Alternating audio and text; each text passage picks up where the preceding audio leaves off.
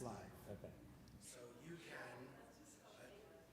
attach this to your belt if you like, or your suit jacket, if you have a pocket in your jacket, however you want it. I tend to have it kind of go around my shoulder, and I connect it on my left ear. Right. Yeah. Yeah, just so the wire's away. Can I help you? And I will put this maybe a little bit under your jacket. Let's do this. That's good enough. Yeah. Yeah. You want to test it? Turn it on from, there it is. Test, test, test. You're on. I'm on. Okay. You're on. If you prefer to hold it the whole time, I can give you that to hold, but I think that'll be fine. Okay. And you can mold it to your ear.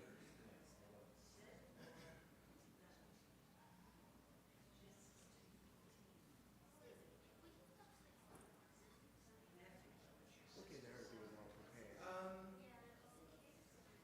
Yeah, let's have one for him.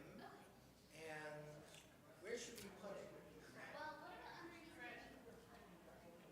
Oh, we can take one of those. That's a good idea. I'll carry that. You don't need that for your prayer? Oh, I don't care. Put it right next to, right in front of him.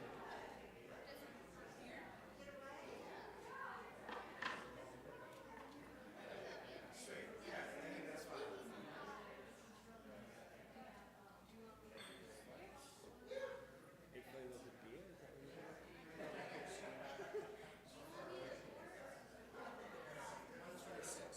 So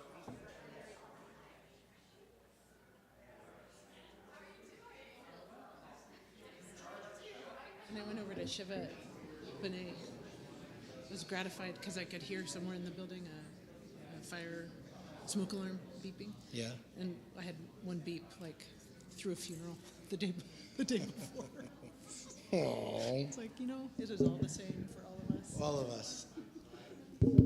Test, test. That's working. Is that okay? Do you have water? I have all the types of water. I like how we have these German beer glasses. It's the only cups we have. It's like these big.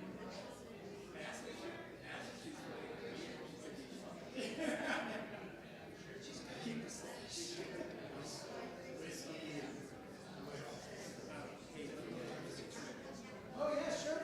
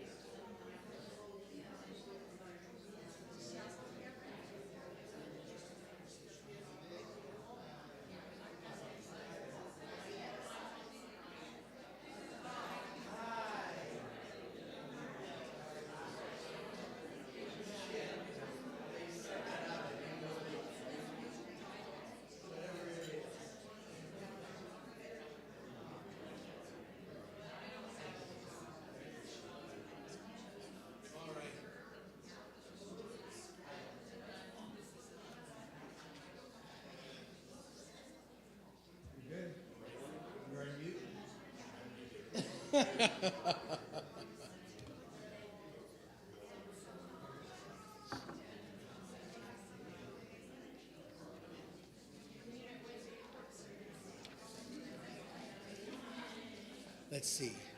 There's David. I'm going to give you 2 minutes. Let's see how it goes.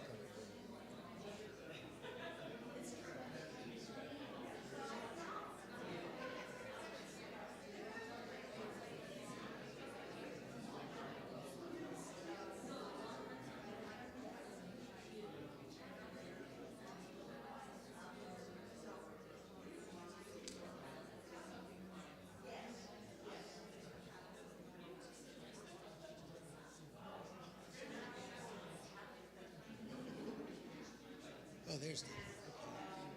Okay. Let's see what the lobby is.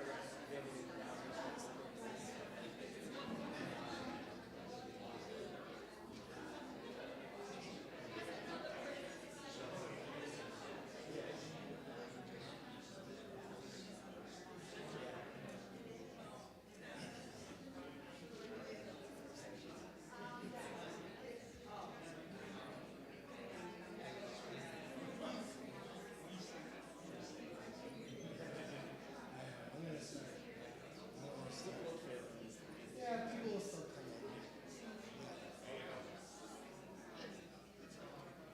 Hey, Gary. How are you? Good to see you. Hiya, friends. Welcome. Nice to have you here. We're going to get started with our conversation today.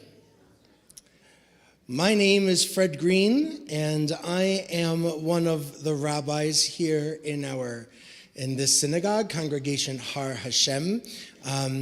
We're going to get going, and I want to welcome you to this annual Symposium on Spirituality and the Environment. We've been having this conversation now for 10 years, and folks are on land here in the sanctuary as well as online, and we're glad that you are here. Let me tell you a couple of things about housekeeping. First of all, our speaker, Alan, is going to be using these screens, so hopefully you'll be able to have a good view of a screen. We do have restrooms. Well, that's a novel idea. We do have restrooms, and they are through those doors in that social hall all the way to the left. We have no intention that we're going to need emergency exits, but when we enter into our house, we kind of make sure that everybody knows where they are. We do have one here and here. There's one right in the back behind those doors. There's more over to the left. But whenever we enter and exit from this synagogue, we go through our lobby. And we have a lot of fun making sure that Tony, who is our first welcomer, when our congregants are around, we tell them to teach him any Hebrew or Yiddish that they might know. So if you have another language that has a good greeting, share it with Tony, who's listening in, and will tell me what he thinks about that later. Hi. Just kidding. So we So that's a little bit of the housekeeping. Afterwards, we'll have some refreshments. We're going to introduce you to a couple of groups that are also have tables that can share information about faith-based action in Colorado and in Boulder County, and we'll introduce them to you. And for now, let's begin with an opening prayer, an opening reflection. Mother Mary Kate Rijui is the rector at St. Aidan's Episcopal Church and a good friend of mine and of this congregation, and she has a reflection for us.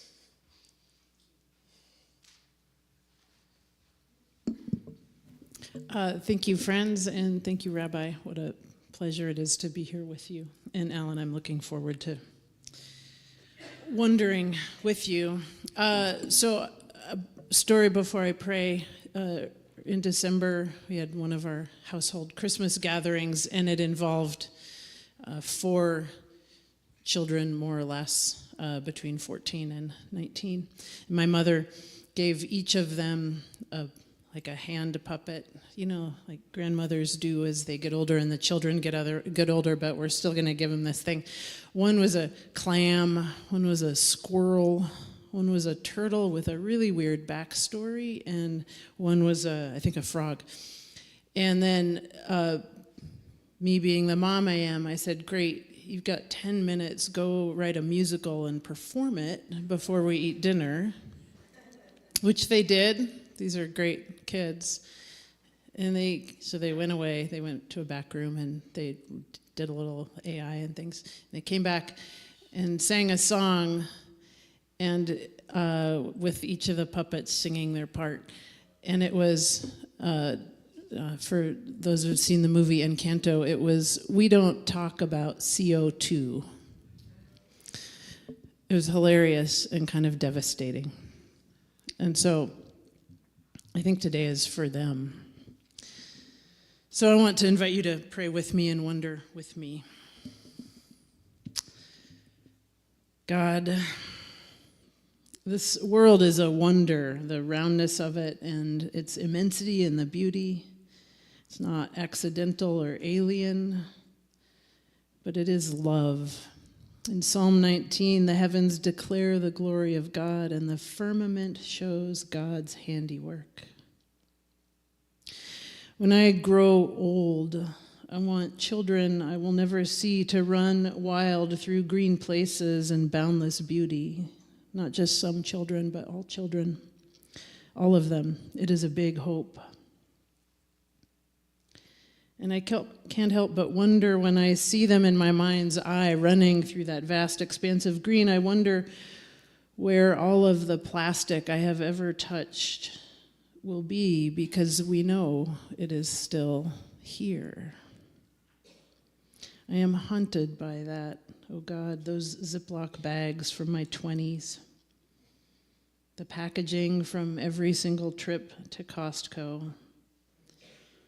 I used cloth diapers, so there's that, but that was brief. And there is a lot of plastic in childhood. I long to be free of this worry about those piles of plastic competing with those green places for children to run. God help me, because that guilt keeps me stuck. And so, in fact, I long, maybe you long also, for grief. The grief that we know where hope can grow. That grief, I feel, I know, for 2 years now, on Christmas Eve in the middle of winter, I have wept on my way home in the dark, not because I was tired, but because I did not turn on the heat for the last 2 years. I miss that crisp and cool, dark and cold of December. That grief is a sense of foreboding. And it seems to me that when I imagine a world after I am gone, to ask for a land flowing with milk and honey seems just extravagant. I think all I ask is for water, enough for all of us, and green for those future children. I wonder if I could pray a prayer for every piece of plastic I have ever touched, and would it be enough? And so today, in this speck of time in the universe, may our prayers and our hopes bring us to the mystery of grief. Because it is in grief where those things that are changing, those things that are connected to us, both the change and the earth, may that grief show us the way to hope. The heavens declare the glory of God, and may earth and us in her firmament show God's handiwork. Amen.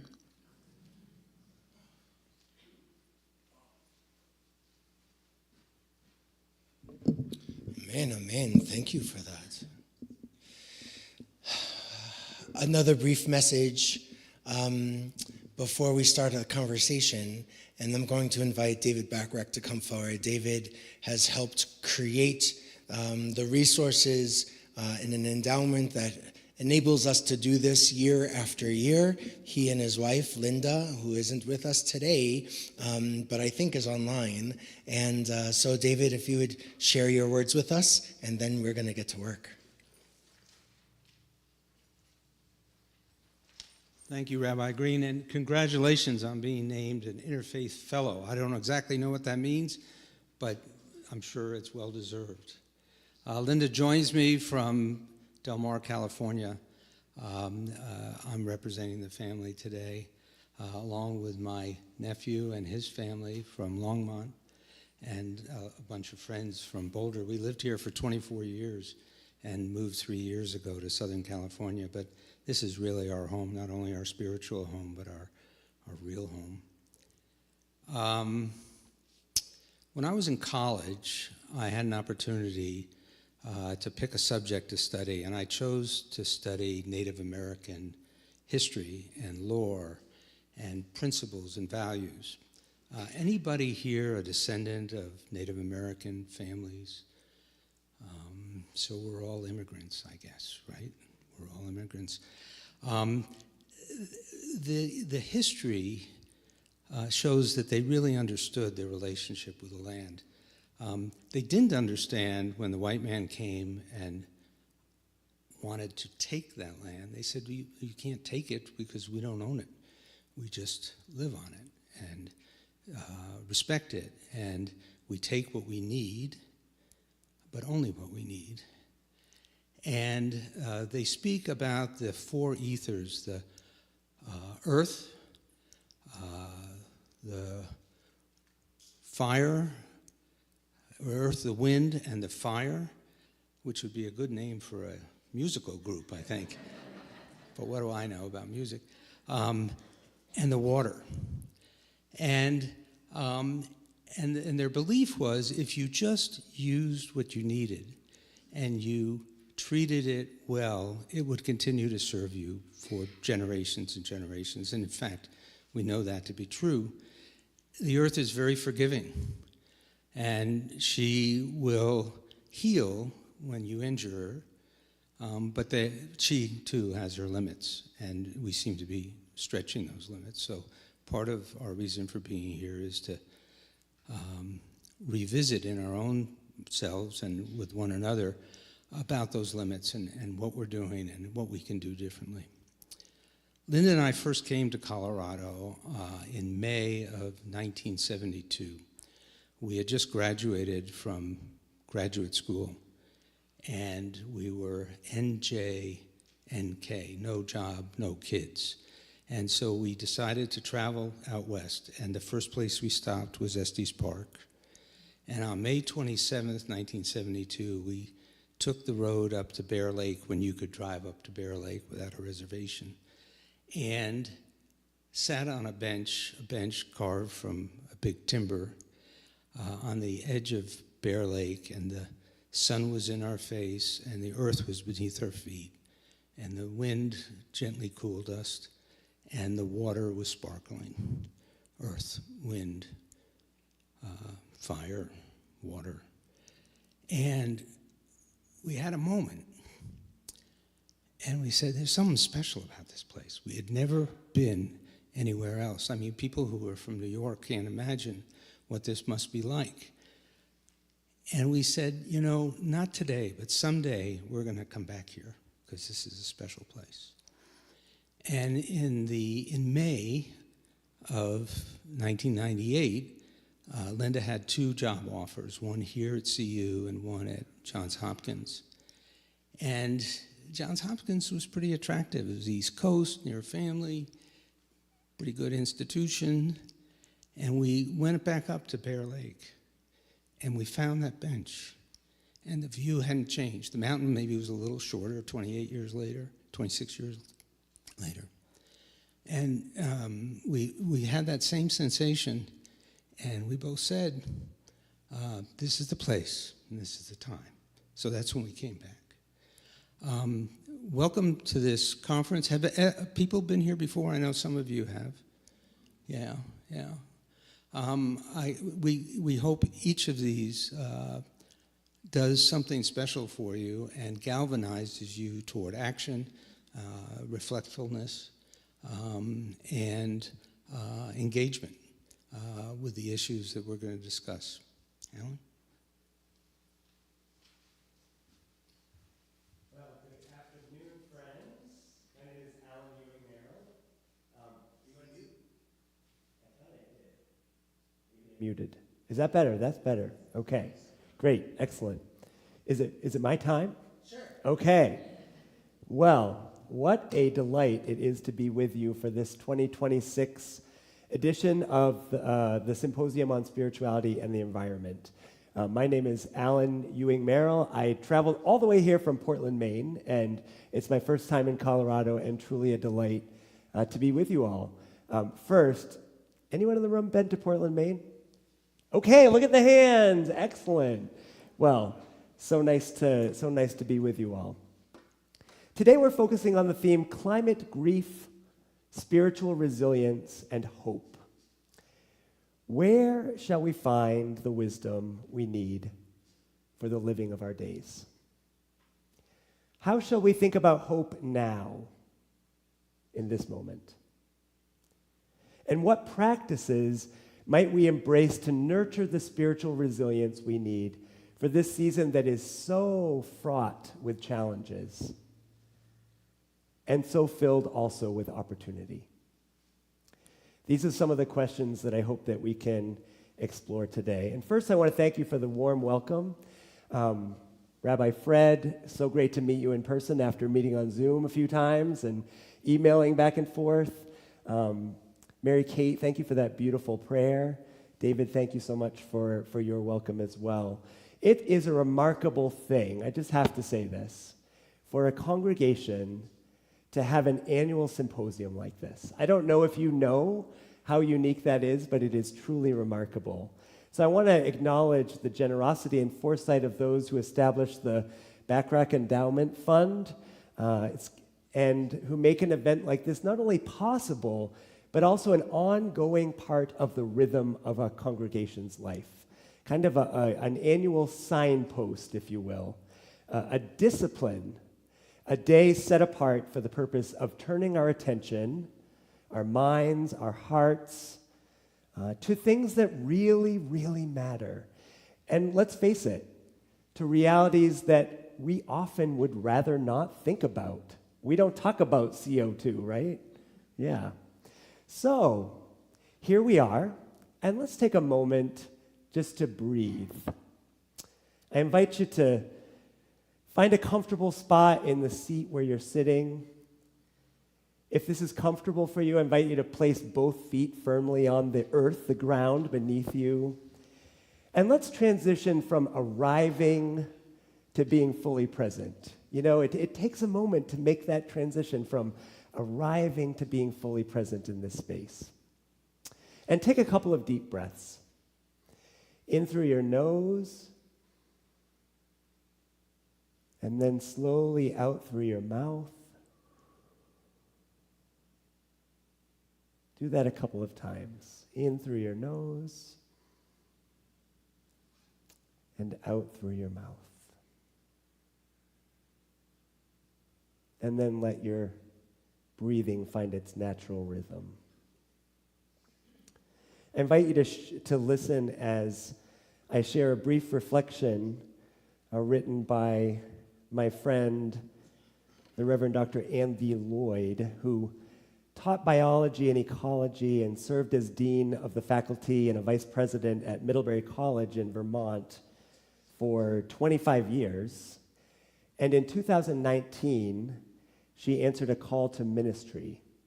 And her journey took her from Middlebury College to Yale Divinity School, and now she's ordained in the United Church of Christ tradition and serves as one of the pastors of the Church of Christ at Dartmouth College in Hanover, New Hampshire. Andy also happens to be the vice chair of the BTS Center's Board of Trustees. And these are words excerpted from a reflection she recently published in a magazine called The Christian Century. Andy writes, "We appear so discreet, so unitary, but we are not. If we could see our interconnectedness, I imagine it would look like a fabric, threads running between each of us and every person on whom our lives depend, threads tracing the path from each of us to each non-human creature that interacts with our life, the food on our table, that tree that we smile at every morning, the birds that sing us awake. Still more threads traveling from each of those creatures to all the creatures on whom they depend. Their pollinators, their food, the earthworms that till the soil in which they grow. And finally, there are the shimmering gossamer threads, spun of some gorgeous hue, running from each creature and each human to God." When confronting hard things, sometimes we just have to be still for a minute and focus on our breathing. And remember the way we are interconnected and interdependent and interrelated. We can't sidestep pain, but we do have to breathe through it. It's great to be with you all. I also want to greet those who are joining on the live stream today. I hope there's a few of you who might be in Maine. We'll find out later. I serve as executive director of the BTS Center, which is a private operating foundation headquartered in Portland, Maine, growing from the deep roots of the former Bangor Theological Seminary. So that's the BTS. We are not affiliated with the K-pop band by that name, if you're wondering, although my teenage daughters think that's hilarious. For 200 years, Bangor Theological Seminary was an institution of higher education, offering theological education and vocational spiritual formation for clergy and other faith leaders. And I wonder, is the microphone going out? Maybe I should. Should I switch to this one? Let's see what happens. All right, we'll see what happens. Can you hear me? Okay. So today, growing from these roots that are more than 200 years deep, we're a small nonprofit with a big mission, and our mission is to catalyze spiritual imagination with enduring wisdom for transformative faith leadership. To catalyze spiritual imagination with enduring wisdom for transformative faith leadership. And we do this by offering a wide array of programs of spiritual and vocational formation, things like workshops and retreats, learning communities, conversation circles, book study groups, public conversations and rituals, and projects of applied research, all focusing at the intersection of spiritual leadership and the climate crisis. So we have faith leaders of all different kinds, clergy, chaplains, laypersons, who are involved in our programs from all over the country and all the Canadian provinces and beyond. And our organizational tagline is here: spiritual leadership for a climate-changed world. So do you see what we did there? What happens when you take the familiar phrase climate change that we hear all the time and you add one little letter on the end there? What happens? Yeah. Well, it certainly reminds you, Yeah. to me, that it's not something in the future. Exactly. Yeah, it is not, climate change is not scientists' prediction of something that is coming that's off in the distance, right? It is here and it is now. And I want to suggest it is a primary characteristic of the world in which we live, which means that for religious communities, it's a primary characteristic of the context in which we do what we do. Even if we are not paying attention to it, it is still a primary characteristic of the world in which we live. So suddenly, this phrase becomes past tense, and it messes with our understanding of how grammar works and stuff, and it's intentionally kind of provocative, but you got it immediately, and I saw some other heads nodding, so I think you did too. So this is the first assumption that I'm bringing today. We are living in a climate-changed world. And the second assumption that I'm bringing is that communities of faith, like Congregation Har HaShem, have a critically important role to play in this moment. Often in climate conversations, we center science. And with good reason, of course, because science has so much that we need, so much to offer in terms of information, facts, models, probabilities, and projections. But when it comes to meaning making, when it comes to the big existential questions, when it comes to the psycho-spiritual, emotional dimensions of the climate crisis, scientists will be the first to tell you that they don't have much to offer. But congregations like this one, you do have something to offer, and that's why I'm so glad that you've chosen to focus this year's symposium on climate grief, spiritual resilience, and hope. These are topics that fall squarely within the purview of the religious community like this one. Now, we're not going to spend a lot of time on science today, but I am wondering what you have noticed. What are you observing in the world today that reminds you that climate change is not something in the future, but it is here and now? Yes. I mean, it was the first thing I noticed. When I left Maine, it was 12 degrees. And today is, 60 degrees or something. And I asked, by the way, I want to introduce, I have one of the board members of the BTS Center, Greg Rose, is right here. Greg happens to live in Boulder, so we got to spend some time together yesterday and do a little sightseeing. And the first thing I asked Greg was, is this weather normal? Yeah, so we can chuckle about it, but it's also a little concerning, right? I mean, we might enjoy a 60-degree weather or a 60-degree day, but we also know that it's not really normal, right? Something is off. Okay, what else do you notice? Yes? No rain, no snow, right? Which causes problems for now and for later, right? With the water table and all of that. Fires, water for irrigating crops, all of the rest, yeah. What else do you notice? Yes? How windy it is in December. Interesting, yeah. Wind is not something I've thought much about, but probably is connected in some way. Do you know anything more about that? Well, so it's usually a March, April, May thing. Ah, But around here it's been happening in earlier and earlier. strong winds. Okay, sign of the times, yeah. Yes, what else? Say the weather has flipped. Our southern states are having Right, terrible yeah, snow. exactly. Have the equipment to deal with it. My in-laws are in western North Carolina, and this is the second Sunday in a row when their church has been closed. First for ice, and now they have a lot of snow. Yeah. I'm a cross-country skier. Yeah. It's really changed. Yeah. Is there even an opportunity to do that, right? Only if it snows really hard. Yeah. We go right at that time. We go right at the moment when it snows before it all melts. Yeah. I'm trying to repeat some things for the people on the live stream, and I may not be getting it perfectly, but cross-country skiing. Yeah. What else? Any other things? Public safety power shutoffs, yeah. So many things, right? So 2024 was the warmest year on record. I guess we can take some small comfort in the fact that 2025 was not, actually. It was the third warmest year on record, and it is true that the 10 warmest years on record have been in the last 10 years. Yeah, that's true. Sea levels are rising, of course, right? And there's more frequent flooding that happens as a result of that, especially for coastal communities, and even forcing residents of low-lying islands to have to relocate, like literally pick up stakes and find new places to live.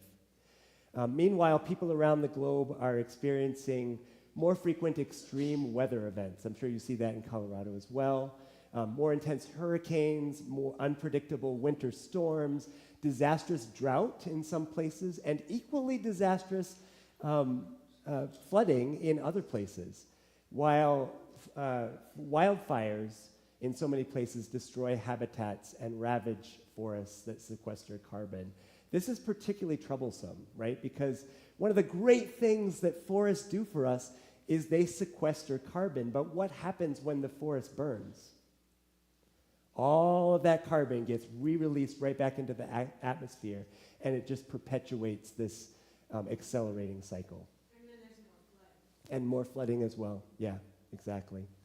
Our nation now experiences $1 billion weather disaster every 3 weeks on average. Isn't that kind of shocking to hear? Yeah. And these record-breaking events, one after the other, most often disproportionately impact whom? Right, people who already live in poverty, who are already marginalized and already struggling. I'm sharing a lot of bad news, and I'm aware of that. In Maine, where I live, this lighthouse is about 5 miles from my house. We are acutely aware of this because the Gulf of Maine is warming faster than 98% of the oceans on the planet. Anyone know what's the culinary delight that Maine is so well known for? Lobster. And what's happening with the lobsters? It's interrupting their breeding patterns. They're actually moving north to colder waters. Here's a little political cartoon that my youngest daughter created when she was in middle school. She's now a high school sophomore, and she'd be super embarrassed that I'm showing this to you, but you can see the lobsters all moving north. The sign at the top says to Canada, and the lobsters are carrying their suitcases, their luggage, and they're saying things like, "Bye, Maine, too hot. I'm sweating. Why so hot?" In Maine, we also have moose. Do y'all have moose in Colorado? Yeah. So I read a story on our NPR station, Maine Public, not long ago, that nearly 90% of the moose calves tracked by biologists one recent winter did not survive their first year. 90%. Any ideas why?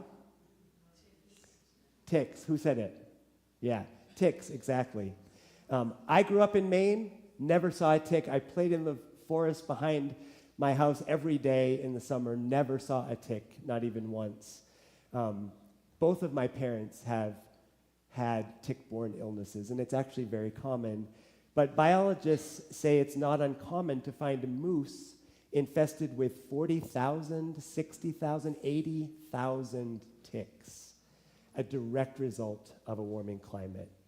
So climate scientists agree we are destroying ecosystems, and all of this is having devastating consequences for human beings and for all of the species with whom we share this fragile planet. Okay, I'm going to stop for a second and acknowledge that what I just shared and what you all shared is kind of a lot, right? It's kind of a lot. So let's pause for a second and I invite you to take a couple more deep breaths, because all of that is very heavy. It's uncertain, and it raises so many questions. It's no wonder we turn away. It's a lot to bear. I don't know about you, but I find it's essential, and maybe even a little bit liberating, to name the truth. Just to kind of put it all out there and acknowledge it for what it is. The truth is heavy, there's no question. But what's worse than confronting all of it is denying it, right? Turns out there is nothing at all hopeful about burying our heads in the sand. But let's take a moment just to name some of the emotions that we might be holding when I just give you this whole long litany of all the things that are challenging about our current reality. What are some of the emotions that you feel? I think you just call them out. Anger. Yes, anger's real, right? Okay, what else? Fear. Despair. Frustration. Powerlessness. Bewilderment. Yeah. Grief. Hopeless. Guilt. Yeah. We're going to talk about all of those emotions today. Was there one over here? No. Okay. So I want to share this.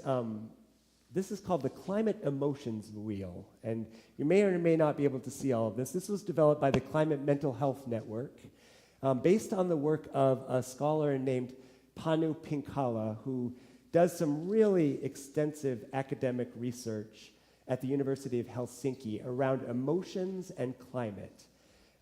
So, as you can see, there are 4 quadrants in the wheel. Anger. That was the first emotion named, by the way, was anger. And then there's variations on this, right? Disappointment, betrayal, frustration, etc. Positivity. I was listening to see if anyone named any of these, and nobody did. Sometimes people do name these. Interest, empowerment, inspiration, empathy, gratitude, hope. We're going to talk about some of these today as well. Determination is one that I sometimes feel. Compassion. And then sadness in the lower left, and fear. I do want to take one issue. I don't have a better word for positivity, but I think it's really important not to label our emotions as positive or negative, right? Because emotions are just emotions. They're just what comes up for us. And they're not good, they're not bad, they just are. And we can feel more than one of these at the same time. We can feel rage and determination and compassion and love at the same time. That's the human condition. We can hold more than one thing at the same time. I want to stop for a second and just say this. Climate change does not exist in a vacuum. It intersects with and complicates a whole bunch of other challenges that we're facing at the same time. Maybe you've heard this word, polycrisis. Anybody heard that word before? Yeah, polycrisis. I mean, it's exactly what it says, right? This word has been around for a while. Apparently, it was coined in the 1970s, but it's been popularized in the last few years by the World Economic Forum. And it's a word that we use to explain how present and future risks interact with each other to form this, like, horrendous cluster of interrelated global challenges and risks that all compound one another, and the result is that the whole exceeds the sum of the parts, right? So, in other words, every crisis intersects with every other crisis, and every crisis makes all the other crises and the solutions that we might pursue more complicated. Do you feel that? Yeah, I feel that too. As I mentioned, I live in Portland, Maine, and I don't know if the news from Portland makes it to Boulder, but over the past 2 weeks, masked, armed ICE agents have been roaming our streets, lurking at bus stops and schools, knocking on doors, pulling people over, smashing windshields, terrorizing our immigrant friends and neighbors, and abducting. Kind of fills me with rage to say it, but the Department of Homeland Security named this Operation Catch of the Day. And their goal has been to detain 1,400 immigrants from the state of Maine. We're not in Minneapolis, but I will say it's pretty horrifying. And people are stepping up in a million ways, participating in neighborhood ICE watches, transporting people to workplaces, driving kids safely to school, delivering groceries, calling legislators. My wife and I have been joining faith leader colleagues in forming a human wall outside a clothing factory 5 days a week for 90 minutes in the morning at the start of the shift and 90 minutes at the end of the day at the request of the business owner, just to provide a visual and emotional barrier so employees can come and go safely to work. You can be sure this is on my heart and mind today, and I can't separate it from the grief that I feel about the climate crisis. That's just the way grief works, right? We do not segment our grief. Now I'm grieving about the climate crisis. Now I'm grieving about, insert something else. So everything that I say today about climate grief is equally relevant to all the other griefs that you may feel, both personal and communal. These griefs, these crises intersect and they compound one another. So, I was going to ask you to name some of the other crises that make up this poly crisis, but I think I won't, because we've kind of talked about a lot of heavy things, and I'm sure they're already on your mind. But it is no wonder that many of us often feel overwhelmed and sometimes struggle to cope with all that's in front of us. Do you ever feel that way? Yeah, I do. Sometimes we question whether we're doing the right things, whether we're doing enough, whether we can hold on to any sense of hope for the future. Sometimes it feels like the challenges are just coming at us from every direction, and the ground beneath our feet is shifting so quickly that we're just constantly destabilized. So when you feel that way, remind yourself, I'm living through a poly crisis. What I'm feeling is not surprising. It is a lot. Say that with me. It is a lot, right? And give yourself permission to feel what you feel. How do we begin to grieve all that we have lost, even as we anticipate all that we will continue to lose as the climate crisis, as the poly crisis intensifies? How do we take in the immensity of suffering, of structural inequality and injustice? How do we embody a love that meets the urgency of this moment? And how will our religious traditions, our faith, our spiritual practices sustain us for the task that is before us? Adrienne Rich, a 20th century American poet, essayist, feminist, has written, "My heart is moved by all I cannot save. So much has been destroyed. I have to cast my lot with those who age after age perversely, with no extraordinary power, reconstitute the world." And I know that some of you are sitting right in this room. It is the work of all of us. One of the places I turn in times of uncertainty, fear, overwhelm is to gratitude. Again and again to gratitude. And especially gratitude as it relates to the gift of creation. I want to invite you to think about whether there is a place where you are able to go in your mind where you feel a sense of peace and joy. A place where your heart just swells with gratitude. Maybe it's a place from your childhood. Maybe it's a place you visited just once or twice. Maybe it's a place you go regularly, either in real life or in your imagination.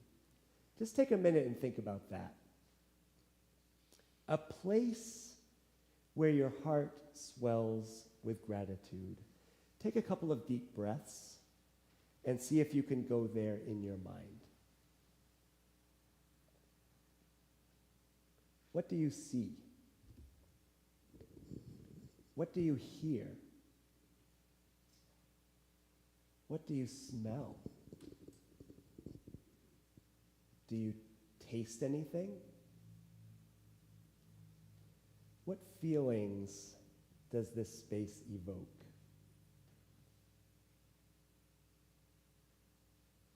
In the quiet of this space, just take a moment silently to express gratitude for that place.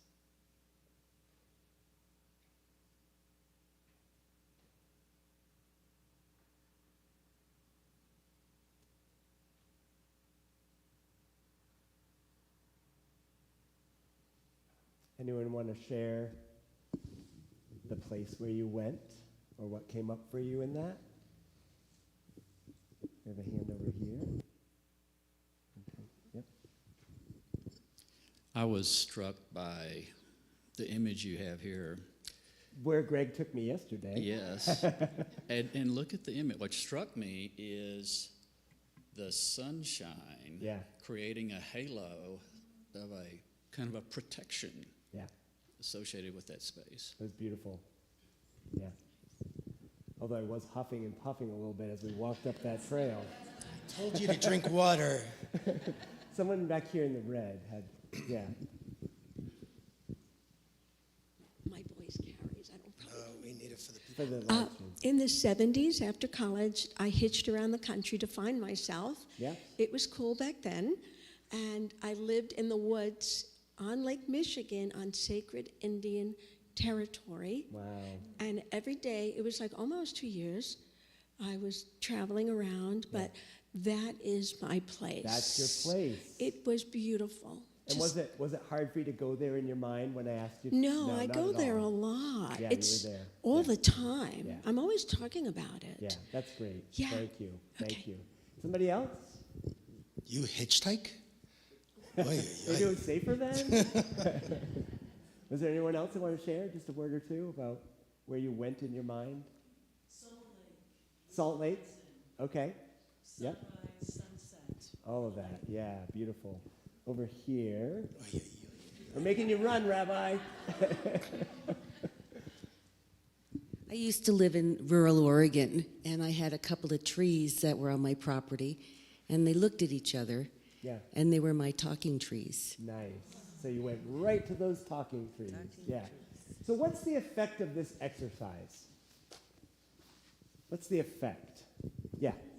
Things are different. When I first moved out here Okay. in the 70s, I remember, there was a lot of snow. Yeah.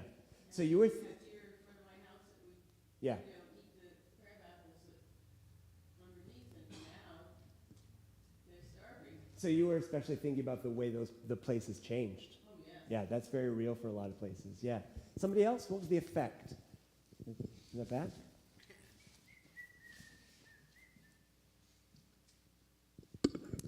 I'm kind of struck by the fact that we are blessed continually so that even what we consider past can come into the present Yeah. and comfort us. Yeah. Time is not actually linear, right? It's kind of cyclical, and we can go right back there. Yeah, amazing. Thank you. So why do you think I asked you to think about a place in particular? Why do you think I had to go to some place? Any thoughts about that? I would say to feel grounded and sort of connected to what matters to us. Absolutely. You nailed it. To feel grounded and connected to what matters to us. Yeah. Our connection to place is so important in a climate change world. The places we love and our kin who call those places home, human and more than human, are in jeopardy. And we know that it is true that we are motivated to protect the places we love, and we can only love places that we know, right? Until we really know a place, and I mean knowing in this heart kind of way, then it's easy to see Earth as just a collection of things to be exploited, as a commodity to be used and abused. But knowing invites us into that kind of I-thou relationship. Maybe you've heard of that. Martin Buber, kind of Jewish religious philosopher, described that I-thou relationship. Not an I-it relationship, but an I-thou that honors the being of the other.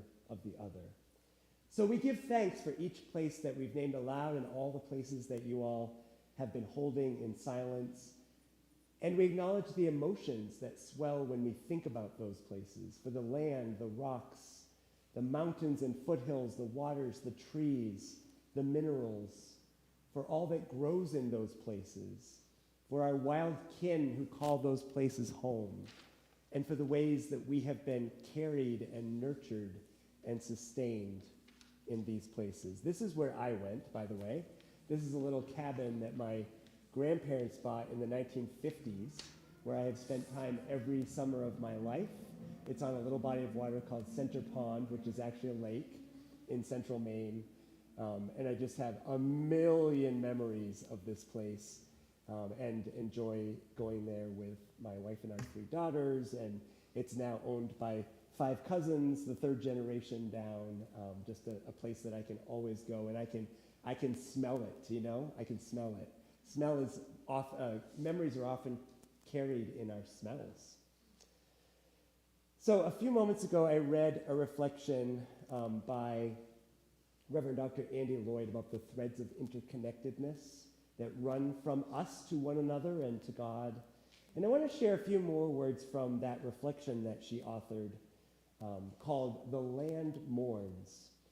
Now, she is describing her experiences as an academic, a scholar, a researcher. For years, she studied the impacts of global warming on the forests of Alaska and Siberia. And that work, of course, gave her firsthand experience of the climate crisis. And this is what she writes about that. She says, I knelt in front of trees, measured them, and counted their growth rings to learn their histories. I listened to their stories of life in a time of climate change, stories that spoke of an imperiled landscape, of an imperiled world. Back then, I never spoke my grief out loud. In paper after paper and grant after grant, I'd write some version of the same sentence. If current trends continue, the sentence would begin, followed by a description of what would happen if current trends continued. Well, current trends continued. And now here we are, awash in grief. I've been wondering what would have happened if I had found room in the language of science for the language of lament. As a pastor, I now know that the language of lament has power. The psychosocial dimensions of the climate crisis are coming into sharper focus. Climate emotions, we might say. And as spiritual leaders, spiritual people, these warrant our attention. Increasingly, mental health practitioners are seeing these emotions, anxiety, fear, guilt, anger, all the emotions that you all named, showing up in therapy room conversations. Psychologists now acknowledge the reality of ecological grief or climate grief, and they identify it as a grief unique enough and pervasive enough to have its own name. And this is important, don't miss this.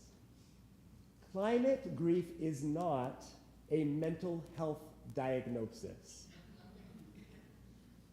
There is always a temptation to pathologize, right?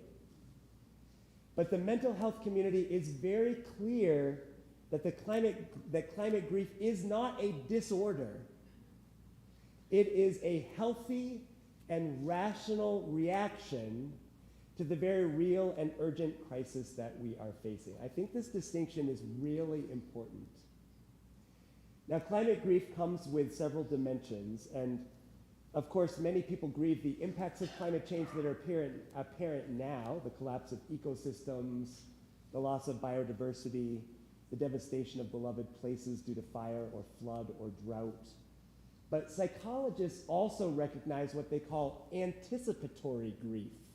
What do you think that means? Anticipatory grief. Yeah.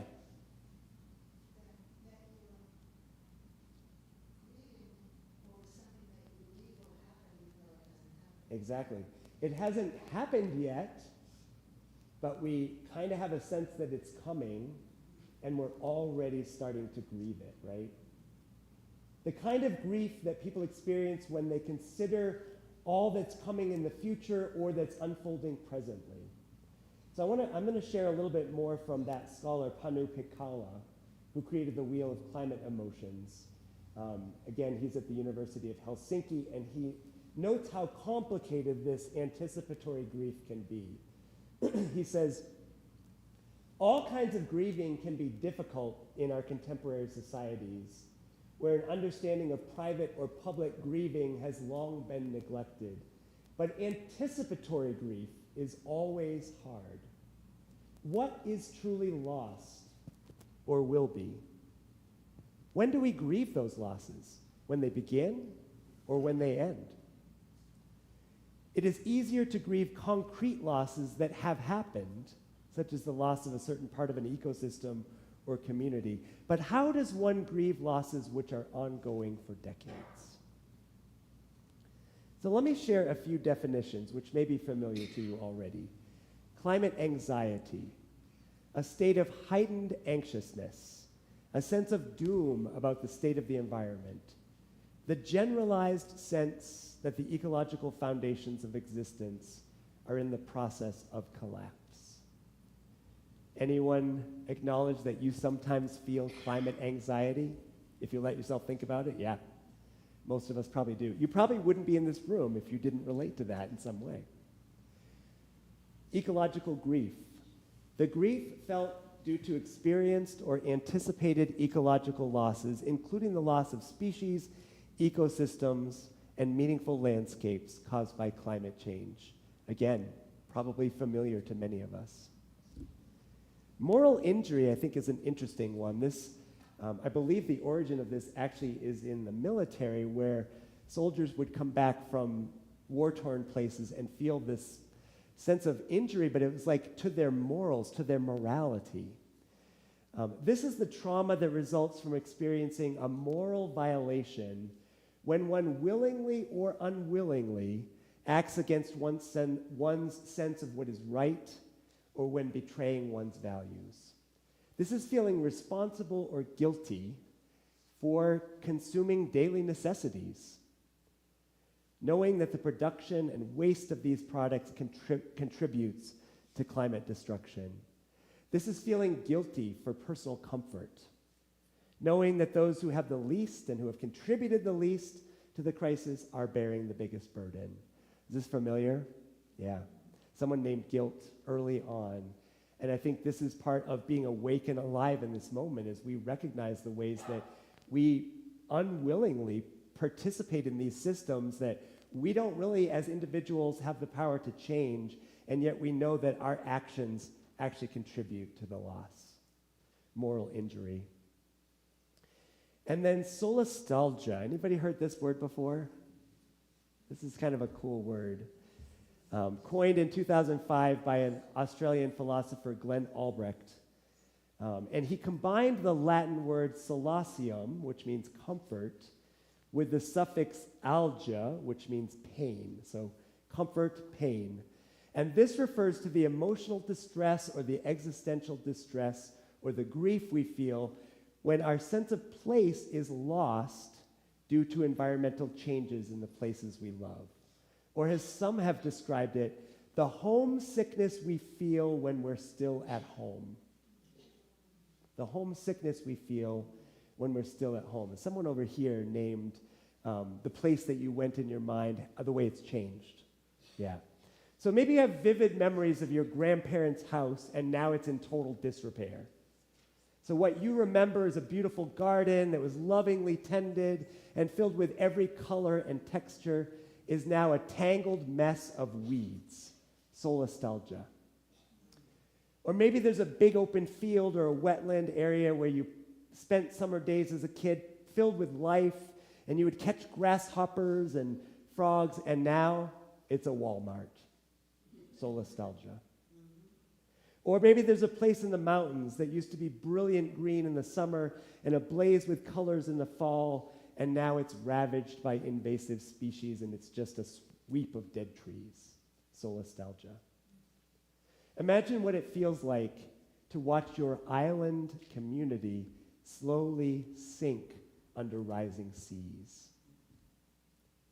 Once you felt comfort, peace, joy in a beloved place, and now you feel desolation. Anyone have a place like this in mind? Yeah? I see some heads nodding. Yeah. Now you have a word for that feeling. Solastalgia.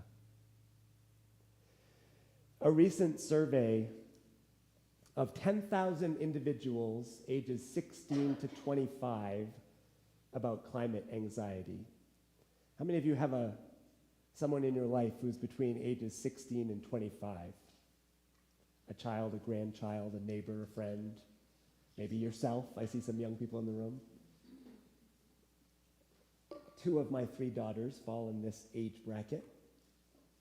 So a survey was conducted, and 84% indicated that they are moderately worried. 59% said very worried or extremely worried. The majority reported feeling anxious, angry, powerless, helpless, guilty. More than 50% in this age bracket feel that humanity is doomed, which is an incredibly heartbreaking statistic. They believe they will not have access to the same opportunities that their parents had, and that the things they value most in life will be destroyed.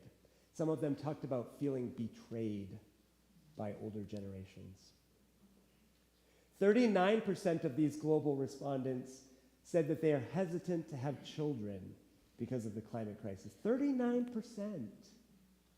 I'm not going to ask you to raise your hand, but I bet there are some in this room who have children or grandchildren who have said that kind of thing. Yeah.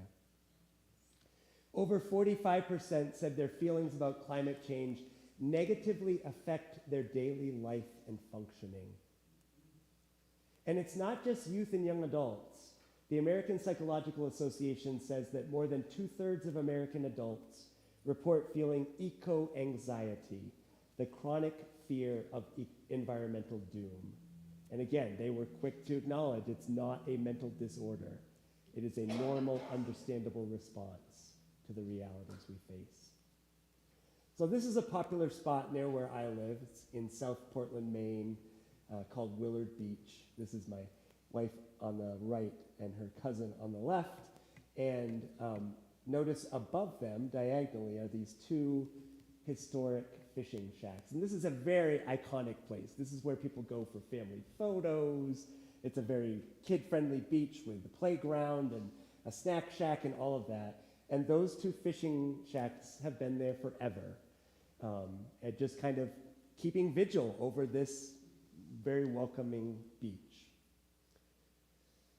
In January of last year, so a little over a year ago, there were 2 back-to-back storms. And in the second one, this is what happened. So there they are, and then this is what happened.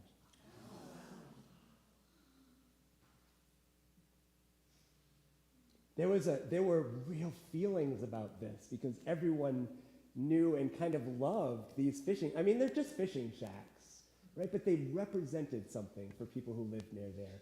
This is an excerpt from a newspaper article. Kathy Chapman was one of many people who went to Willard Beach to see the destruction herself. Usually a joyful place full of people and dogs, the beach that day was like a funeral, solemn and sad.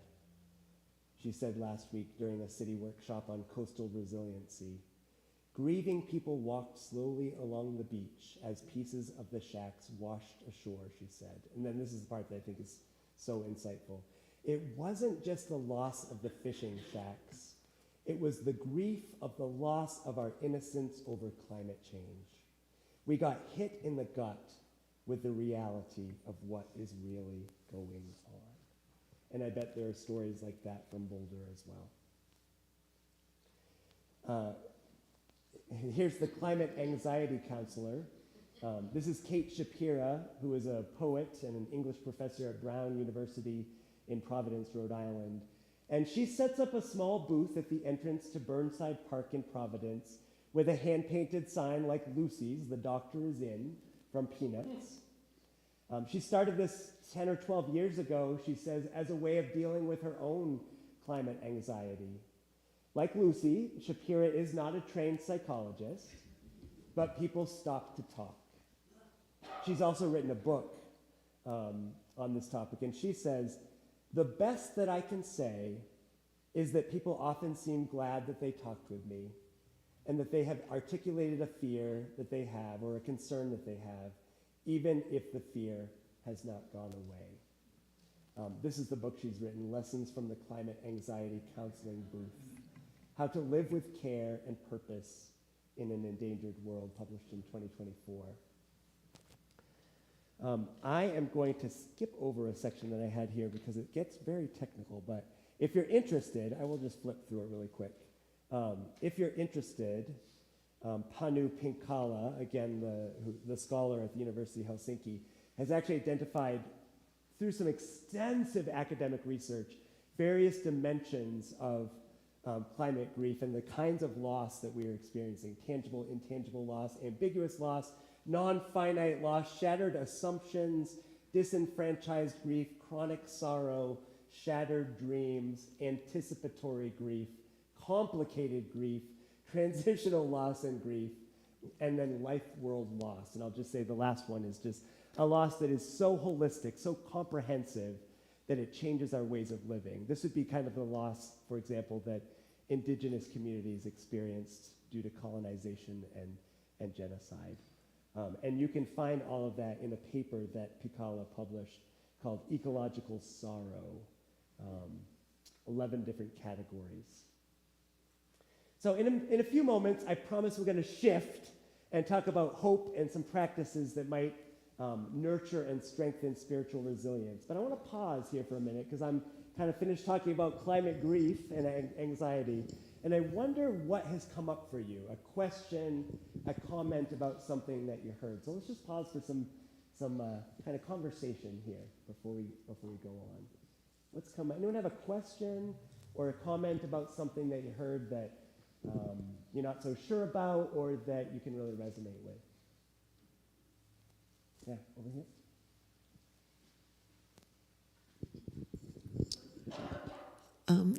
A lot is coming up for me, but one of the things I'm thinking about is that I go out all the time to protest ICE and other things. Greg and I were at the protest yesterday here in Boulder. And other things, that our government is doing that I don't like. I don't protest for climate change or against climate change. And I think it's because there's an urgency of what's going on in Minnesota and elsewhere that compels me to get up and do something. Yep. And climate change is more like a slow, creeping, inexorable, but creeping kind of lava coming down from the volcano very slowly, or the ocean rising by a quarter of an inch, so you don't really notice it. Yeah. And so it's always, well, when I have time, I'll deal with that. And that's not helpful. You're making a really important point. Let me say something about that. Believe me, this is something that our staff team at the BTS Center thinks about all the time because we're in a polycrisis. And I think there's a distinction between the urgent and the acute, right? And there are climate change is urgent. There's no question. There is an urgency about it. But in this particular moment, there are many things that are rising to the surface that feel very acute.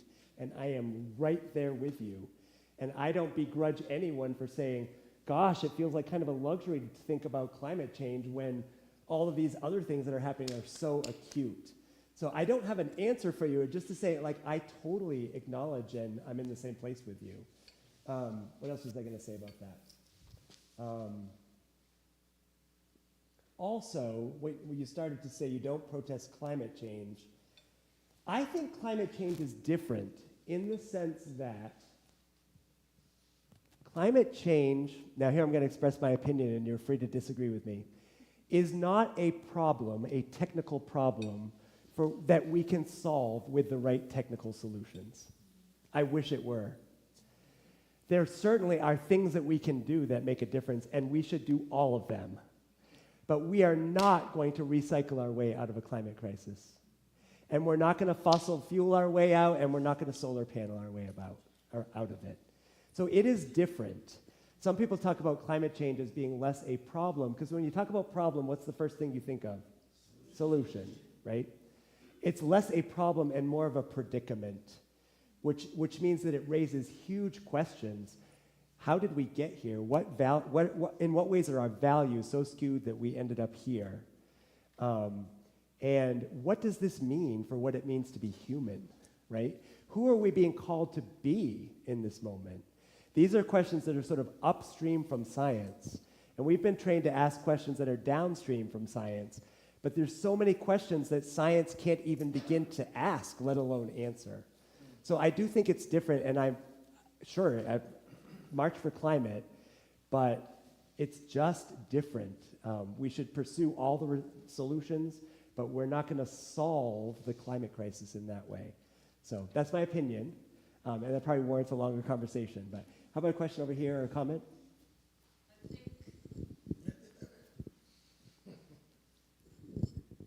I think the emotional responses all sounded familiar, and Yeah. what strikes me is if climate anxiety or grief or whatever is a natural or rational response to the situation, then that again comes up with what to do about the situation.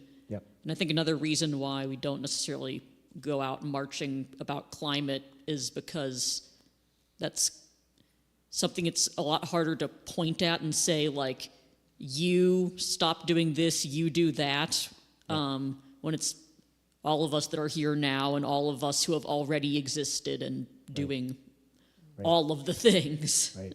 I mean, we can advocate for better public policy, right? And we should. We need all of the public policy responses for sure. But I think you're right, it is different. And we are going to go next to how do we hold the anxiety and the grief. And I think one of the things is we need community. We definitely need community. Yeah. Okay, lots of hands. How about here, and then we'll go over to this side. I think it's all interrelated. It's all interrelated. Yes, if we're marching against ICE, Yep. we're marching for a just and moral government. Amen. So consequently, a just and moral government would have a just and moral attitude towards climate. I think that deserves applause. I totally agree with you. Anytime we are speaking about any of these issues, we are speaking out about all of them. Yeah. So part of I think those who want to do harm actually want us to silo these different things and not see the way we're related. So it is an act of resistance to say, when I am fighting ICE, I am also fighting climate change. Yeah. Okay, over here. Yeah, I think of the word desensitization. Yeah. Because when it comes to ICE, every day in the news, it's like an alert. So this better not happen. But when it comes to climate change, I think we've all become desensitized to the climate change itself. I think the word should be climate acceleration rather than climate change. Sure. I grew up in LA, and in the 50s, all we talked about and just lived with was smog, asbestos in the house, leaded paint. But this is long before climate change even became a topic. Yeah. And I think that unless something happens like a big storm or a big event in your life, you kind of just take it for granted. I want to say, especially for those of us with privilege, right? Especially for those of us with privilege. I mean, people in many parts of the world do not have the luxury to not pay attention because it has such an impact on their daily living. But for many of us who live in sort of places that are a little less subject to the worst effects of climate devastation or climate acceleration, we do have the privilege to kind of ignore it. It's sort of like if your house was burning down, you would immediately run out of the house, right? But climate change is different. Our house is burning down, but not in such an acute way that we feel it at our feet and we're breathing the smoke and we have to exit. The other analogy is, the frog in the boiling water. So yeah, I think you're right. Go ahead. I wanted to add on to that as far as the small things that we can do individually. It starts individually, in my opinion. Like, don't take long showers. Use half of every product that you have because too much is just too much. Try to avoid plastics and vote. I mean, I think that we have been pushed to our limit with this government right now when we're seeing all the ugly. And I think we've almost hit bottom. and then we can start to come up, starting this next election period. I hope. Fingers crossed. I don't think I can take this anymore. You're 100% right. We should do all of the things we can do just as a matter of integrity, because we care about this planet that is our common home, and also have realistic expectations that it's a predicament. It's a predicament. Yeah, a couple people in the back, and then Hi, over here. I am part of the Colorado Jewish Climate Action. And what we can do is action. If we just sit and just do the showers, that's not enough. What we need is a voice to advocate. And I'm asking you to sign up, because if we don't reach our elected officials, it won't work. We need to be a group with many to make change. And I 100% affirm that. Yes, there's one more hand over here, and then we'll take one more question over here. Just as something locally, I'm not sure if you had a drive up Table Mesa hillside to see the NCAR facility. That is something that we could all here support. They are in need of the support, the scientists, because their voices are being shut down, and we need them to tell us what's going on. So I think we have through this month, maybe into March 13th, is it, to be active and write letters and protest. So I would encourage everyone here to maybe get together in community and work on that. So there's something really tangible you can do. And then this person over here. Where? In the black. And then we'll have time for more comments and questions in a bit. When you touched on we're not going to solve things with solar or wind, and I agree with that. We need more than just solutions. We need behavioral changes. Right. And I think if we don't change our behaviors, then the solutions might not hold up. And I would say we need values changes as well, because our behavior springs from our values. And that's sort of what we're really trying to get at is the values underneath. Let me just tell you a quick thing, and then I'm going to go back to my prepared remarks. But there's a environmentalist named Gus Speth who taught at Yale for many years, and he says, I used to think the top environmental problems were biodiversity loss, ecosystem collapse, and climate change, and I thought with 30 years of good science we could address those. But I was wrong. And also we've had 30 years of good science, right? We've had more than 30 years of good science.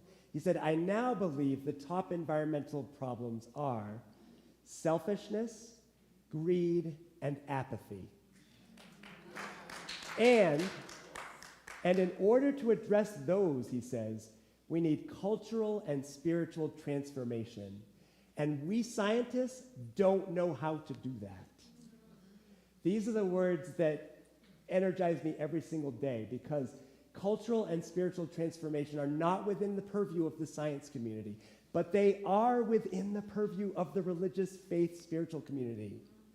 Selfishness, greed, and apathy, scientists don't have anything to say about those.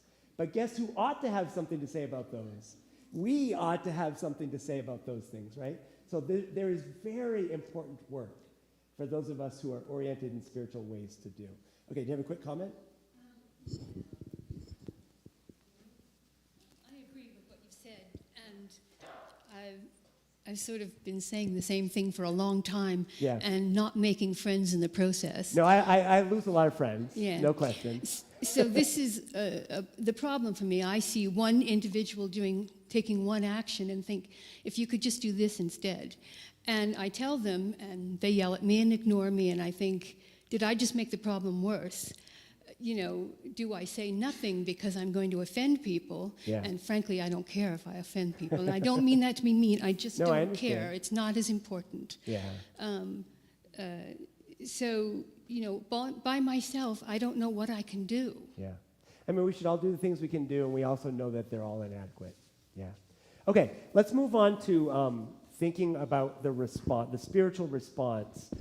When facing grief of this magnitude, where do we turn? How do we hold on to hope?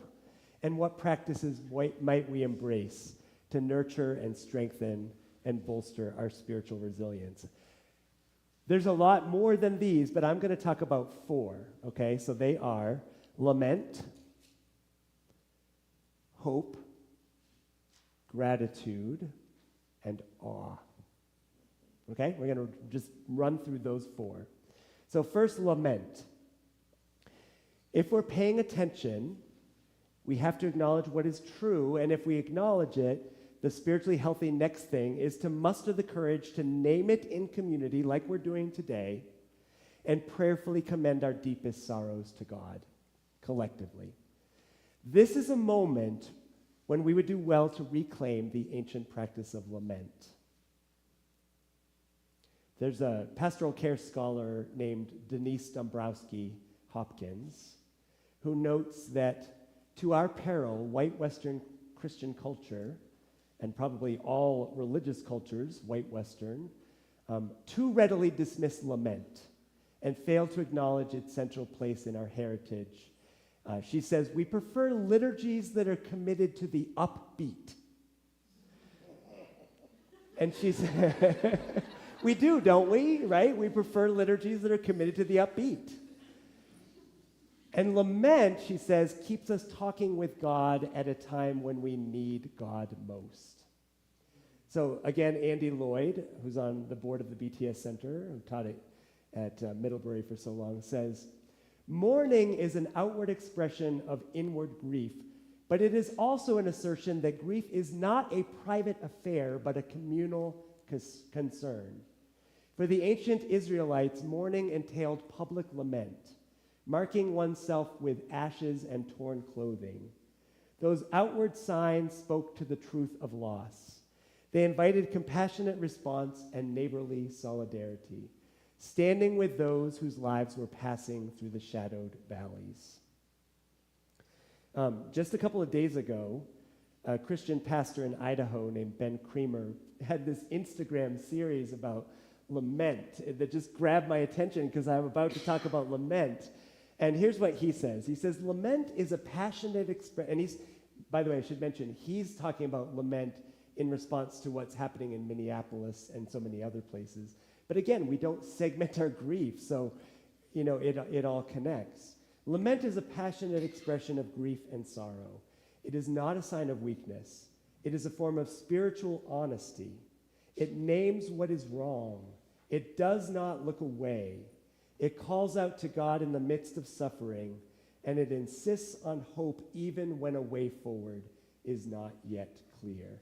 And then he goes on to talk about all the many examples in our sacred texts that help us kind of connect with lament. And he goes through it with a series of graphics like this. The Psalms, 1/3 of the Psalms are Psalms of lament. Lamentations, Job, Habakkuk, Jeremiah, Exodus. Before there was liberation, there was lament. And it's all through our sacred texts. He ends by saying, what these texts teach us is that biblical lament names injustice honestly. It refuses denial or false optimism. It even holds God accountable to God's promises. It makes space for grief without demanding quick answers. It insists on hope without pretending hope is easy. And then I love this. Lament is not just despair. Lament is hope that refuses to lie. Read that last line with me. Lament is hope that refuses to lie. There is no question that this kind of lament is countercultural. Maybe when we gather with our religious communities, we take 3 or 4 minutes in silence. Maybe we take a few minutes to name our griefs aloud before we quickly move on to something more upbeat, right? But what would it look like to take our cues from our sacred texts and cry out to God in our distress? About 18 months ago, the BTS Center led a program called Claiming Your Call for a Climate Changed World. And we invited together teams from 12 New England congregations for a 3-day retreat at the Schoodic Institute at Acadia National Park, where we wove together indigenous wisdom, Western science, and theology. So we had 2 indigenous leaders with us for the 3 days, and we had a scientist who studies climate change at Acadia National Park, and then we had, I guess you'd call us theological practitioners. I don't consider myself a theologian, but anyway, we wove together these 3 strands, and on the final night, we gathered outside in this circle around a fire pit for a worship service, and it really was intended to be a service of lament. And we sang together, and we read from our texts, and we prayed, and then the leaders of this service passed out these little slips of paper. And on these slips of paper were listed the endangered species of New England. And they passed them around, and there were so many of them that each of us got like 3 slips of paper. One by one, we read aloud the name of the species, and we got up and we dropped it in the fire. And it felt interminable. It felt to me like it was just going on and on and on, and I could feel my heart breaking open. Because many of these species were species that I know from my backyard, from my own wilderness wanderings. And before I knew it, the tears were streaming down my face. I don't think I'm one who like readily accesses public grief, but in that moment, like all the conditions were right, and I just felt it so profoundly. The BTS Center also offers this program called Lament with Earth, and this is online, so you could check it out, although you'd be 2 hours earlier. This is a 5-session cycle honoring the pain of loss, and it's roughly connected with the 4 seasons, and then the elements of earth, air, fire, and water. We co-create this space with this extraordinary group of songwriters, spoken word artists called The Many, and they weave together original music, poetry, imagery, words from scripture, video clips that reflect different seasons of loss. And it's online, but it's also interactive. So people bring their own sense of loss and sadness. They pray and sing along. We use the chat for people to share, and we have chat chaplains who kind of interact with people. And then at the end, just like in the Psalms of Lament, we name our gratitudes as well and share all that has been a balm to our grief and that strengthens us for the work that we need. Maybe some of you are familiar with Cole Arthur Riley, who's a spiritual teacher. She created a collection called Black Liturgies and authored a book called This Here Flesh, Spirituality, Liberation, and the Stories That Make Us. And I love what she says. Our hope can only be as deep as our lament. Our hope can only be as deep as our lament. What do you think she means by that? Why is that true? Yeah?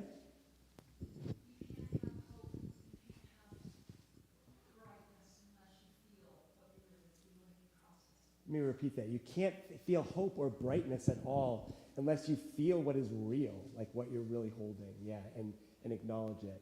Yeah, I think that's true. Our hope can only be as deep as our lament. If we are carrying things and we don't have a healthy means for expressing it, or for pouring it out, and not just at the intellectual level, but at the spiritual, emotional level, then we have not created space for hope. We remain trapped in our grief and unable to access anything that looks like hope. So that is probably a good transition to the next one I want to talk about, which is hope, another counterpoint to grief. And let's be honest, it can be hard to access hope in these days. Anybody feel that way? Just hard to access hope. Some days better than others. It's also true that hope is kind of contested these days. Have anyone heard the term hopium? Or you can probably tell what it means just from the word, right? There are people who say, this is not a time for hope. You might know the young climate activist Greta Thunberg, who yelled out to the United Nations, I don't want your hope, I want your action. And you can understand that kind of reaction. But hopium is this critique of the tendency to cling to unrealistic positive expectations. This is like wishful thinking, right? Despite clear evidence to the contrary. And it functions as a kind of mental escape or a spiritual bypassing, almost a kind of drug that provides temporary comfort while sidestepping the reality. I want to be clear, I'm not advocating for hopium, but I'm also not in the camp that would suggest it is time to just give up on hope. Not at all. I would say maybe more than ever, we need hope. But we also need to understand what hope is and how it is different from optimism. And so that's what I want to talk about. Hope is not something we possess. So when we say, I have hope or I don't have hope, it's kind of not the point. Hope is something we practice. It is a posture. It is a way of being in the world. Some of the best wisdom I've ever heard about hope comes from Václav Havel, who was a Czech statesman, author, poet, playwright, and human rights activist. And this is what he says. Hope is a state of mind, not of the world.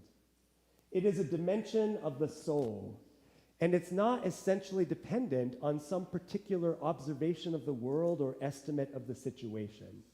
Hope is not prognostication. It is an orientation of the spirit, an orientation of the heart. It transcends the world that is immediately experienced and is anchored somewhere beyond its horizons. I love that. Hope in this sense is hope in this deep and powerful sense is not the same as joy that things are going well or willingness to invest in enterprises that are obviously heading for success, but rather an ability to work for something because it is good, not just because it stands a chance to succeed. Hope is definitely not the same as optimism. It is not the conviction that something will turn out well, but the certainty that something makes sense regardless of how it turns out. It's kind of like the Buddhist concept of non-attachment, if you know what that is. Sort of like working for what's right and letting go of the outcomes. So let me just quickly share sort of the way I see the difference between hope and optimism. Optimism expects happily ever after, right? A wish come true. Optimism insists that we wear rose-colored glasses. Optimism invests in a particular outcome, and then if that outcome doesn't come true, then it quickly moves to either apathy or despair. So in that sense, optimism is thin, it is fragile, it is wavering. In contrast, hope is staying engaged when the stakes are high. Hope acknowledges the painful and overwhelming truth, doesn't deny it or shy away from it, but it doesn't seek comfort in an alternate reality. Hope speaks the truth in love, it stays grounded in community, and it holds tight to the one in whom we live and move and have our being. Again, hope is not something we possess, it's something we practice. So I'm going to move now to gratitude. If I can. What's going on here? New slide. Gratitude. We talked a little bit about gratitude at the beginning, and I want to just share some words. I bet some of you have read Braiding Sweetgrass. Anybody read Braiding Sweetgrass? If you haven't, put that at the top of your book list. This is written by Robin Wall Kimmerer, who is a scientist, professor of environmental biology, and an enrolled member of the citizen band Potawatomi. And she says, "We are showered every day with the gifts of the earth, gifts that we have neither earned nor paid for. Air to breathe, nurturing rain, black soil, berries, honeybees, a bag of rice, and the exuberance of a field of goldenrod and asters at full bloom. Though the earth provides us with all that we need, we have created a consumption-driven economy that asks, what more can we take from the earth? And almost never, what does the earth ask of us in return?"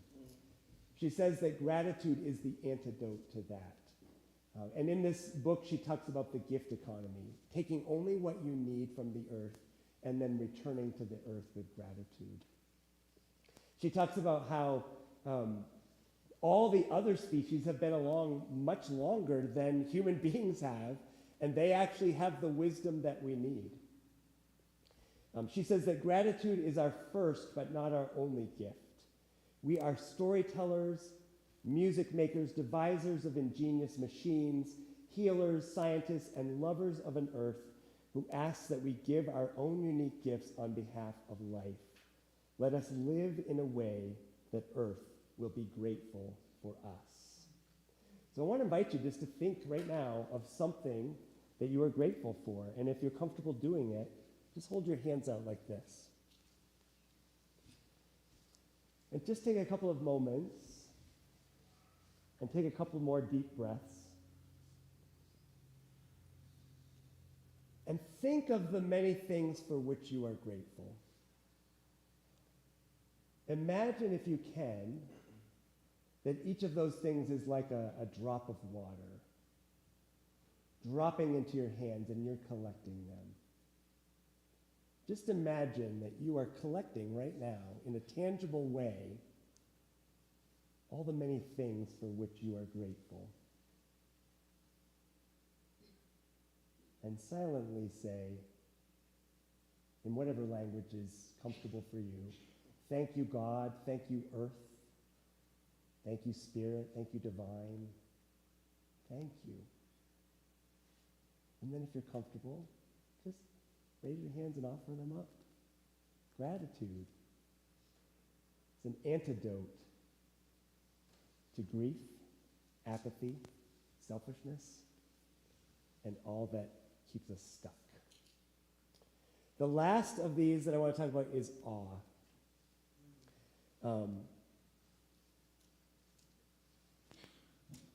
There's this amazing book written by Dr. Keltner called Awe, the New Science of Everyday Wonder and How It Can Transform Your Life. Sounds like a self-help book or something. I don't like the subtitle of that book.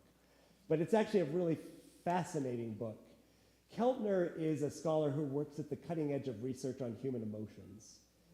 For decades, scientists and psychologists have studied, human emotions like anger, distrust, fear, sadness. These are emotions that are pretty easy to identify and document just by studying facial features or facial expressions. But they've had a very difficult time figuring out how to measure awe, or even to come up with a definition for awe. But this is finally the definition that they suggest. The feeling of being in the presence of something vast that transcends your current understanding of the world. Anyone have something that comes to mind of a time when you felt a sense of awe about something? The Grand Canyon. Call out a couple more. First time I saw the Northern Lights. Northern Lights, that'll do it. Yeah. Every single egg with chicken's legs. Oh, yeah. Every single one. And you never lose it. Yeah. Awe. The mountains we get to look at every day. Right? I was in awe yesterday. Greg will tell you my jaw was up. Yes? Childbirth, yeah. Yeah, I mean, we have to tap into awe in this moment, right? In this moment especially. So, in this study, they collected more than 2,500 narratives from around the world where people shared their experience of awe. And they classified them into a taxonomy of awe. What they call the 8 wonders of life. I'm not going to go through all 8, but a few that I think are really neat. The first one is moral beauty. This is the one that was most commonly reported.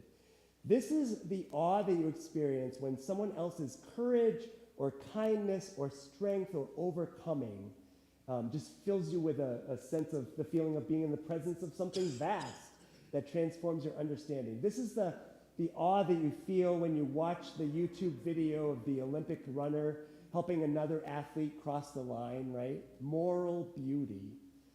Or the inspiring special needs child who overcomes the odds and accomplishes something big, or the awe of witnessing childbirth, right? Moral beauty. I love this next one. Oops, I don't have slides for these. Collective effervescence. Isn't that a great term? Say that with me. Collective effervescence. This is when you're part of a group and you feel a deep sense of connection and everyone's hearts swell at the exact same moment. Wedding, baptism, bar mitzvah, graduation ceremony, family reunion, political rally or protest, basketball game when someone swishes a basket at the, as the buzzer's going off. Collective effervescence. The last time that I can think of this is when we experienced a full, total solar eclipse that came over Maine. And, there had been talk about this for the longest time, and we knew it was coming, and then people were saying that you had to get within the circle of totality, right? And when I looked at a map, I realized we were in a part of Maine that was going to get like 98%. But then I started reading that the difference between 98% and 100% is like everything. So kind of on a whim, my wife and I decided to take our two youngest daughters out of school and drive a few hours into the zone of totality, and oh my goodness. Has anybody ever experienced a total solar eclipse? Yeah. I mean, it gets dark, the birds go to roost. We were in an area where all kinds of people were sitting on the grass, and it was this stunned silence and like a hush that just came over the whole place. And then there was like collective applause. This is collective effervescence. Another one, this won't surprise you, is engagement with nature. This is witnessing a thunderstorm when the lightning comes across and then this is the vastness of the ocean, the Grand Canyon, the colors of the desert at sunset, the vivid green of a rainforest, the sound of birdsong at sunrise, awe. Can anyone want to guess what some of the other 8 were? Any guesses? Maybe that's 2. What's that? Rainbow, yeah, that would be in the engagement with nature, yeah. So some of the, let me just go through them. Music, visual design, this is like art, architecture, spiritual and religious awe, epiphanies, when you have this sudden burst of insight. Those are the 8 wonders of life. So what do you think the purpose of awe is? Why did we evolve to have this experience as a part of our emotional toolbox? It's interesting. There was this experiment that they did where they had 2 sets of people. The first group was looking up into the trees, and the other group was looking up at the facade of a tall building. And the experiment was that they had someone walk by and drop a handful of books and pens in the dirt. What do you think happened statistically? Any guesses? The people from the buildings probably were aware that something had been dropped, while the ones that were looking at the trees were less aware of that. Oh, that's interesting. That's not what happened, but I could see where you're coming from. What happened was the people who'd been looking... Okay, she said that the people who'd been looking at the building noticed that someone had dropped books and pens, but the people who were in the trees were sort of lost in wonder and didn't notice. Actually, what happened was people who'd been staring at the trees were significantly, statistically, more likely to bend over and help pick them up. So that was a way of sort of measuring awe, because awe stimulates compassion, kindness, curiosity, and all of that. There's a lot of research actually about how awe benefits human health. It actually, in times of threat, we have this like cytokine system that is sending molecules through our regulating our immune systems and causing inflammation and all of that. And they also are activated in times of stress. But the research shows that awe is actually a natural, what's the word I want? Anti-inflammatory. It actually regulates our cytokine system. So like lament, hope and gratitude, awe is a counterpoint to ecological grief and climate anxiety. Okay, I'm going to stop here. I want to end with a poem. And I just want to say, I want to encourage you to lean into these: lament, hope, gratitude, and awe. And I want to say that these are all best experienced in community. I am just so convinced that in a climate change world, we need faith communities like this one, like yours. We need them more than we ever have, because we cannot do this on our own. We need the deep relationships that can only be found in community, and we need to cultivate joy wherever we can. So here's the poem, written by Lori Hattin, and it's kind of a playful poem. She says, "I wish we'd been handed something tidier, something easier to sort out. This cannot be sorted. Here, despair and joy breathe the same air, while beauty and horror occupy a single seat, and dread dances with hope. That's just the way it is. So listen, the whole world might be burning, but if we give up cake, if we abandon singing, we are certainly done for." Isn't that great? Just a playful little poem. Okay, we have a few more minutes for questions, comments, and thank you for bearing with all. I know I just threw a whole lot at you, so thank you for bearing with all that. Questions or comments? Let's see. Is there anyone that has had a burning question or comment and you haven't had a chance to speak yet? Anyone who hasn't had a chance? You have one? Yeah. I have a critique. Go for it. I don't believe in the word believe. And I'm atheist. Uh-huh. And hope is a bad word. I think the appropriate word, and I love the other ones, the other three. Yeah. But hope is the wrong word. Doesn't work for you. Agency Okay. is a much better word.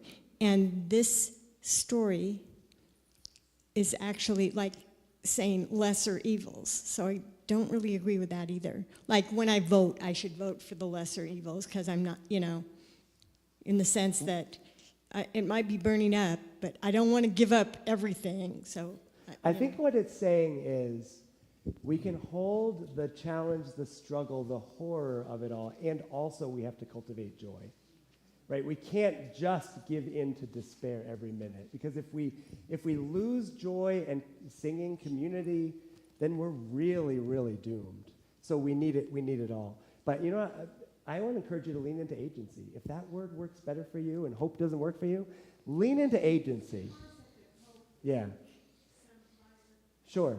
Yeah. Yeah. I think whatever empowers you. Yeah, over here.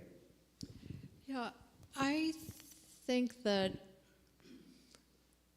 we need to be more inclusive than just those who are in sacred or religious communities, Yes. because so much of the world is not. And so as we're hopefully taking this message to other people, the goal of community still stands, but it doesn't have to be religious community. Oh, I completely agree with you. So thank you for that clarity. I'm only talking about the importance of religious faith communities because that's the sector within which I work. That's the community that I engage with. And so many of them think they don't have any role to play. They think, oh, we'll leave that to the scientists and the advocates and the whatevers. So what I try to do is encourage people of faith and faith communities to get engaged. But I 100% agree with you that we need everyone, secular communities and spiritual communities alike. This is an all-hands-on-deck moment. And there is goodness and truth and beauty within and outside of religious communities. So yes. This is the moment for me to share this, I think, because when we finished talking about eco-anxiety, yep. I was thinking, how do people respond differently to that? Yeah. And I have good friends who are well-educated folks who have given up, who really believe that the species Homo sapiens sapiens will go extinct, and then the earth will be fine. And then at the other end of the spectrum, I have good friends who are very intelligent, who will not engage with thinking about it at all, who will say, I'm all about being eco-groovy, but don't tell me I can't drive my car or have my air conditioning. And so it's so interesting that you say being in community is where we really can find our own, antidote to that eco-anxiety and possibly build agency within ourselves. And then I'm sitting next to this person who's saying we have to go outside of our communities as well, and it's all true. It's all true. Yeah, thank you for that comment. I completely agree. Okay, over here and then over here. We're just going to keep you running, Rabbi. I'm intentionally choosing. I just wanted to share, Edward Abbey in Desert Solitaire talks about courage, and he talks about courage in the natural world comes from joy. And I think that's what the poem is about. I think that's what Oz is about. I think that's what we all need to remember, courage. Amen. Can you cite the source again? Edward Abbey in Desert Solitaire. I'm not familiar with that, so I'll have to check it out. Thank you. Okay, over here. You know what? There's two microphones. I can help. Is this one on? How do I turn this on? Thank you. There's a red button. Okay, you do that side, I'll do this side. A very important quality or trait or practice that is not mentioned is imagination. Yes. And Joanna Macy was all about that. Yes. And that is really how I got to a place of believing that we can do this, from being put in an imagination situation where I saw the capability of a human being's imagination. I mean, I wrestled with how do I talk about 4 and leave out all the rest, but I completely agree. And at the beginning, I told you the mission statement of the BTS Center starts with to catalyze spiritual imagination. And a lot of what we're trying to do is that. And what we know from the research around imagination is in times of stress, anxiety, fear, the first thing to go is imagination, because the hippocampus, the part of the imagination center in the brain, literally shuts down. And I actually think, again, I'm championing faith communities, but I think one of the places where we can tap into imagination is within our spiritual communities. We have the space, we have all that we need to do that. And I think you're right. We have to imagine the world that we want, and we have to keep that vision in front of us every minute and then pursue it relentlessly. Yeah. Okay, here, and then somebody over here next. You talked earlier about the difference between problem, which begs a solution, and predicament. Yep. What do you want me to do when I leave here? I mean, I don't have the capacity to come up with a solution. I don't think any of us does. But are you hoping that I will be more aware of the predicament? Good. But that doesn't get us any place. Yeah. Do you want me to talk about it to my friends and family more? Yep. Yeah. But if I pick up the phone to call my congressman, what am I supposed to say to him? Yeah. Well, to your congressman, you're supposed to say, pursue this public policy solution, because that's where they have power and authority, right? I think I can't answer that question for you. I know this sounds like a cop-out, but I think each of us needs to do the things to which we feel most called, because we need all of it. We need all of it. I will say that Catherine Hayhoe, who's a climate scientist in Texas, she teaches at a university in Texas, she wrote a great book called Saving Us, and she also happens to be an evangelical Christian, so those often don't go together, but in this case they do. Her husband's an evangelical pastor. And she says and she's a legit climate scientist. And she says when she is asked, what should I do? The answer she gives is, talk about it. Because the studies show that something like 80% of people are worried about climate change. They think about it on a regular basis, they're concerned. And then when asked, do you think your friends, your neighbors, your coworkers, your family members are worried about it? Less than half think the people around them are worried about it. So why is that? Because people aren't talking about it. So I know that feels like woefully inadequate, but I do think we need to talk about it. And then I think we need to really discern what is the thing I am uniquely gifted and called to do, and then do that thing and trust that everybody else will do the same thing. I mean, yeah. I don't think there's one right answer to what should I do. Yeah. We have time? I think there's one answer, and that's curious. That's a good answer. We should all do that one. Be curious. Yep. Yep. Well, we want to be respectful of time, but it's not going anywhere. Oh, sorry. I want to be respectful of time. I usually have a microphone. He's not going anywhere yet. So how about this? I'd like to extend some gratitude to Alan here. And I extend it right back to you for being here. This was a fantastic 2 hours. I couldn't believe that you sat so quietly and still and were awake. And it was a long one, but like I was there the entire time, which for me is not so easy. I thought this was just wonderful. So I want to tell you a couple of things about what we can be doing next. First of all, I have some food for you because you need some nourishment after sitting for a little while. And you can't leave without eating something. So that's number one.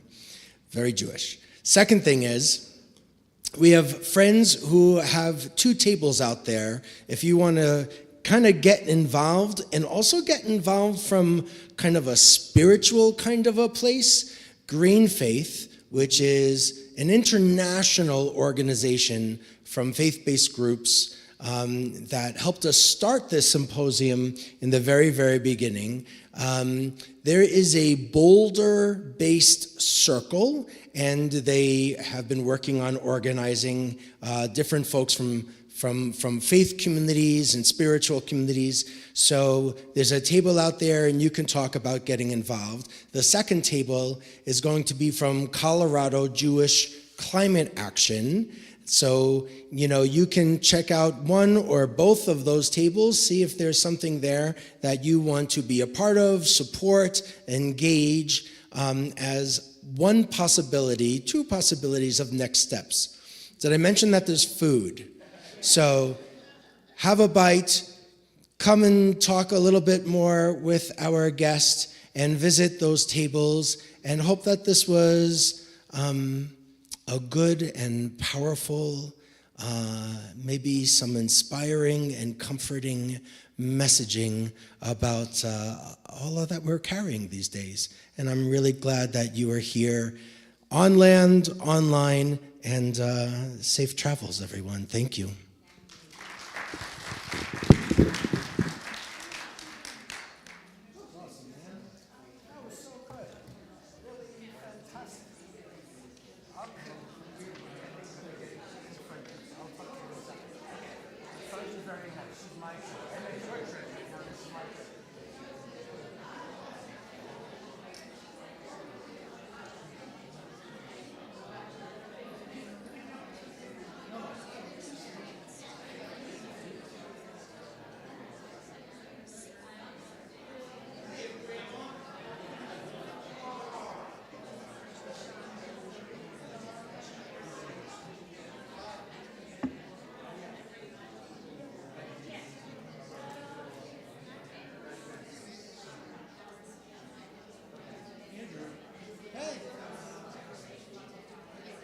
David. So good to see you.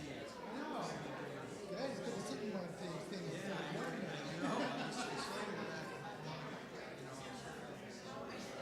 Yeah, we time.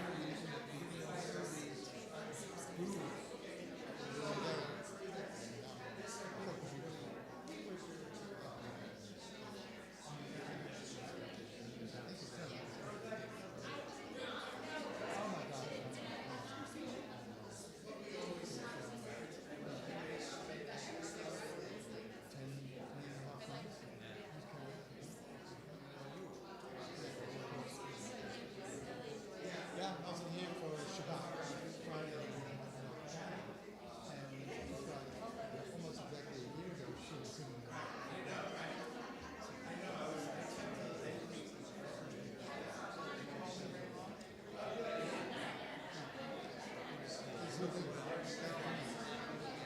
Thank you.